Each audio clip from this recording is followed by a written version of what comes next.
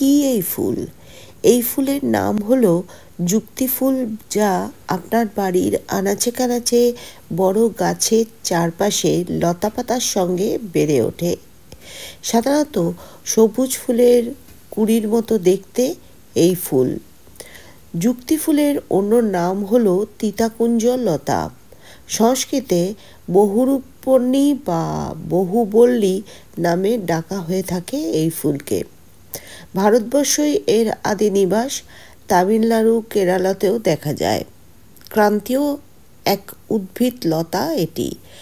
লোকবিশ্বাস, এই ফুলের তরকারি খেলে চৈত্র বৈশাখে নানান মৌসুমি রোগ ব্যাধি থেকে রেহাই মেলে। বেশিরভাগ ক্ষেত্রে এই ফুল চৈত্র মাসের শেষেই দেখতে পাওয়া যায়। মূলত এই ফুল খুব তেতো হয় এবং ফুল দিয়ে নানান রকমের পদ রান্না করে খাওয়া যায় এবং তা অত্যন্ত উপাদেয় এবং উপকারী। বিশেষ করে এই ফুলের চচ্চড়ি খেতে ভীষণ ভালো লাগে। এই ফুল খেলে নানান ধরনের রোগ ব্যাধির থেকে মুক্তি পাওয়া যায়, যেমন জন্ডিস, বসন্ত রোগ, নানান ধরনের চর্মরোগ থেকে রক্ষা পেতে এই ফুল অদ্ভুত উপকারে লাগে। যকৃতের স্বাস্থ্য ভালো রাখার জন্য এবং ডায়াবেটিস নিয়ন্ত্রণে রাখতে এই ফুল সিদ্ধহস্ত। এই গেল যুক্তি ফুলের সম্বন্ধে আমার সংগ্রহ করা কিছু কথা। এগুলো আমি ইন্টারনেট থেকেই সংগ্রহ করেছি। এর মধ্যে আমি রান্নাও শুরু করে দিয়েছি। যুক্তি ফুলের চচ্চড়ি বানাবো। এর জন্য আলু, কুমড়ো, বেগুন সমস্ত আগে ভাজা ভাজা করে নিয়ে দিলাম টমেটো।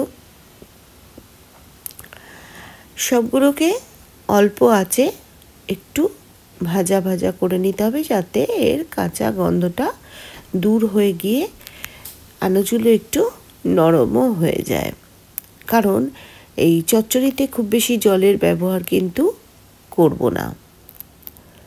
একটু চাপা দিয়ে দিয়ে কম আঁচে রান্না করলেই আলু, বেগুন, কুমড়ো খুব সহজেই নরম হয়ে যায়।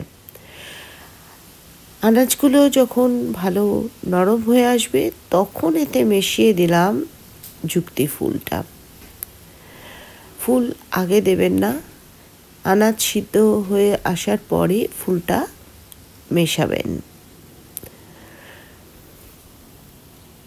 আবারও এই ফুলটা দেওয়ার পর কিছুক্ষণ চাপা দিয়ে রান্না করলাম।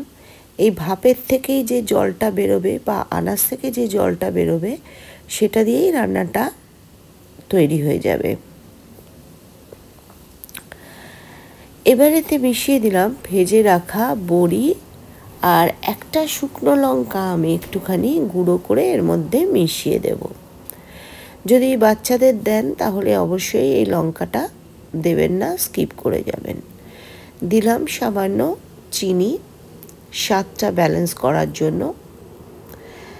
আবার সব ভালো করে মিশিয়ে নিলাম।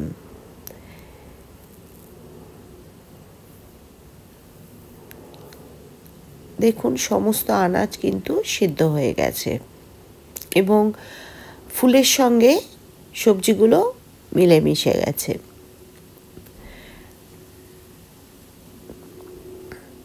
ব্যাস তৈরি হয়ে গেল যুক্তি ফুলের চচ্চড়ি। ভিডিওটা শেষ পর্যন্ত সাথে থাকার জন্য অসংখ্য ধন্যবাদ।